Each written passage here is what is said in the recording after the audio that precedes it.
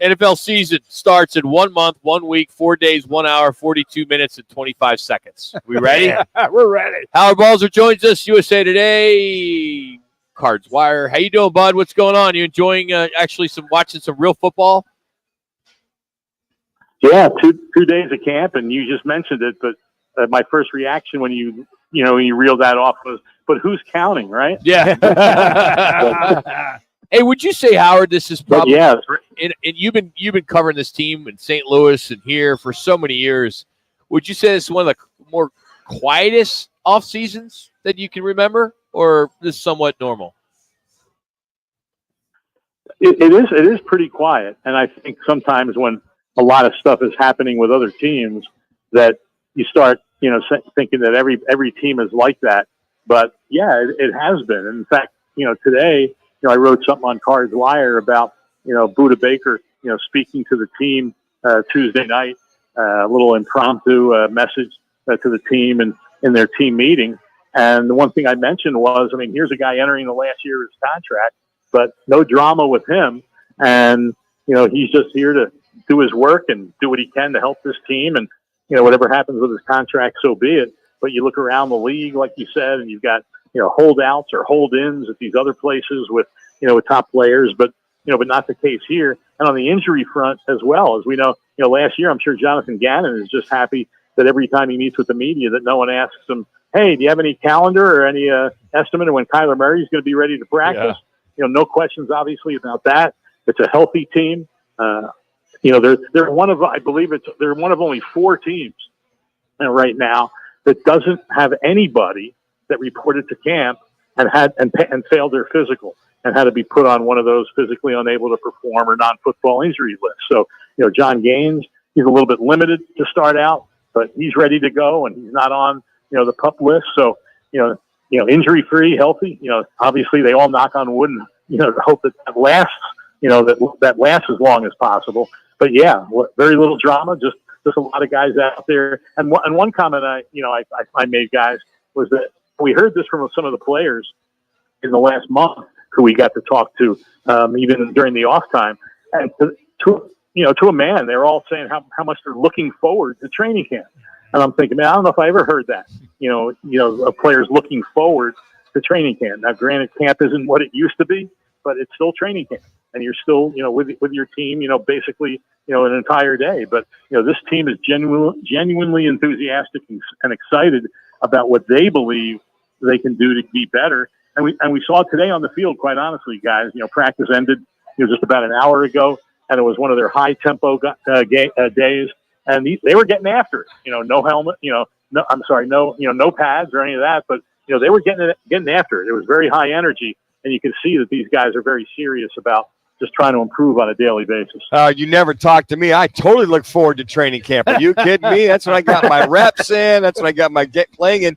But, I think you bring up a point you brought up, less drama, not so much stress, but the quieter the scenario. And you look over the last several years, those teams that reported to everybody in sync, everybody's there, no noise, no drama, were typically those very successful teams, i.e., the Chiefs. Now, the Niners got a little drama going on, and sort of the Cowboys. But when you look back at your days of reporting, those teams that everybody in camp just going about your business seem to be the most successful teams that year.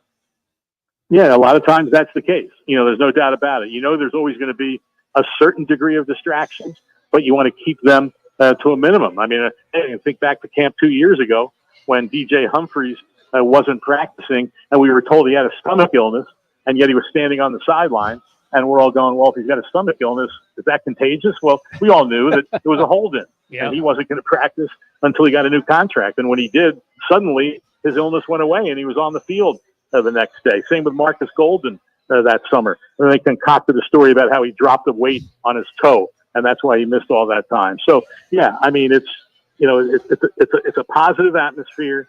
I think that the team, the players have a lot of belief in Jonathan Gannon and this coaching staff and the way they do things. The way they protect and take care of the players. I mentioned that today was a high tempo day. Yesterday was a low day. I assume tomorrow will be kind of in the middle. They'll have Friday off. They'll have Saturday off.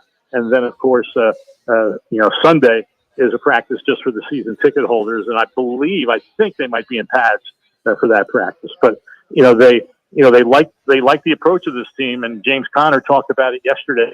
The confidence that everybody has in each other, and the way things are being run now. Howard Balzer is our guest on the Right Toyota guest line. Howard, was there any pop today, any big moment for Marvin Harrison Jr.?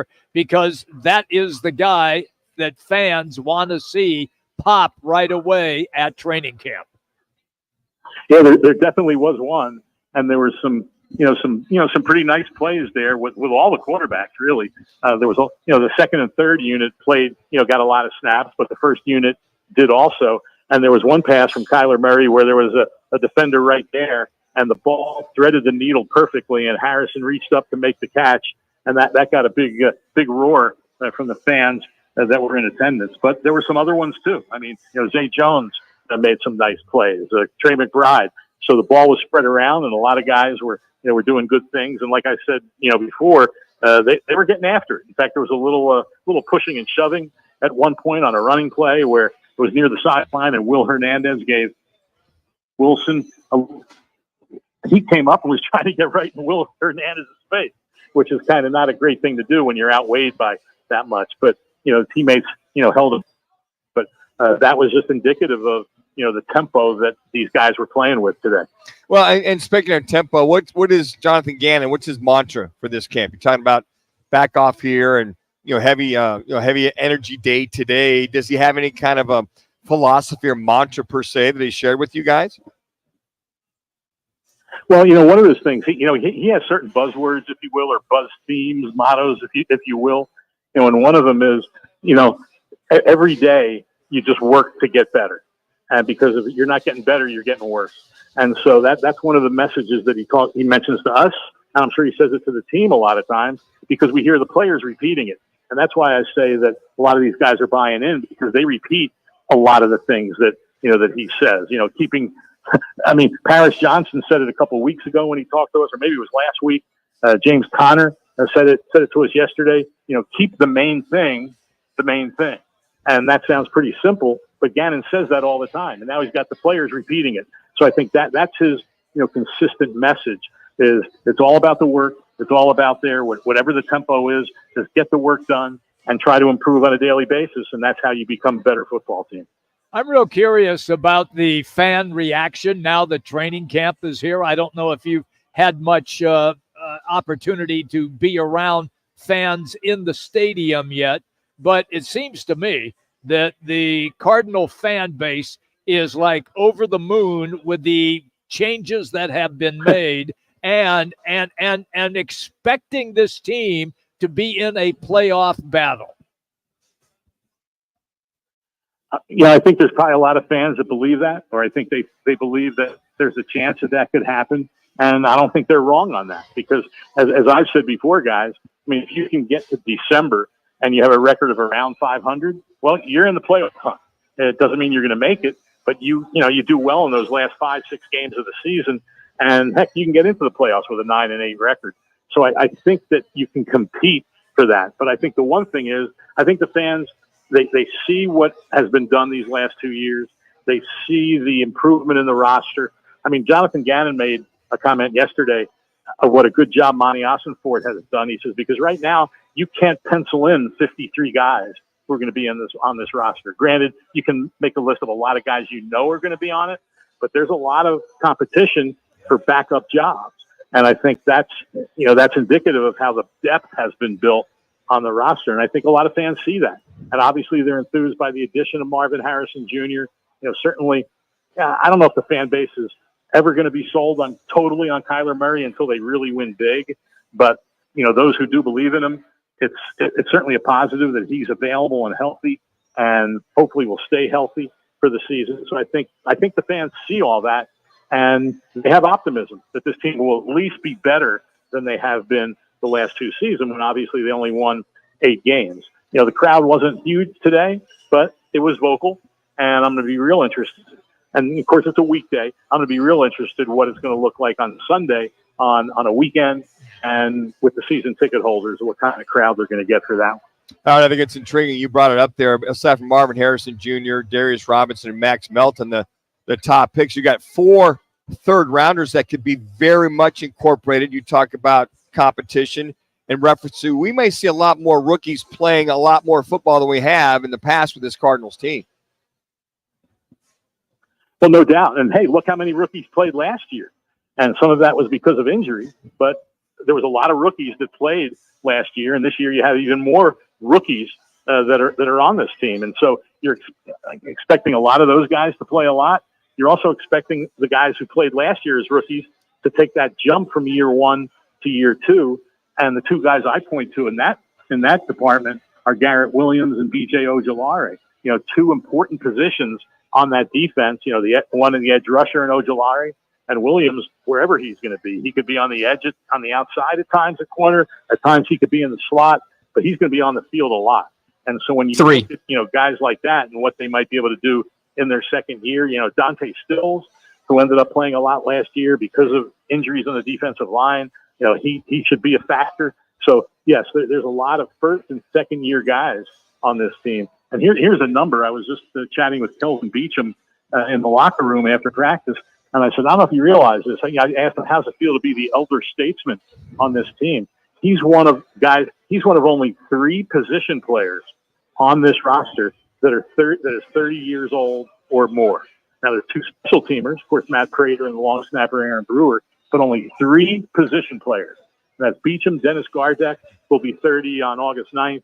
And then Chris Moore, a receiver they signed in the offseason, who's just battling to make the team, he turned 30 in the offseason. So it's a very young roster, and that's what they're counting on is young players just continuing to get better, not only on a daily but on a yearly basis. Hey, last question for you, Howard. Trey Benson, how much are they incorporating him and getting him involved to somewhat spell James Conner? I'm sure we'll see limited action in preseason. Yeah, I'm sure we'll see him a lot, obviously, in the preseason games. Right now, haven't seen, get too many snaps with the first unit. They've been pretty much, 1, 2, and 3 in the units, and he's been with the second unit. But, he's showing that first. He's showing an ability to catch the ball.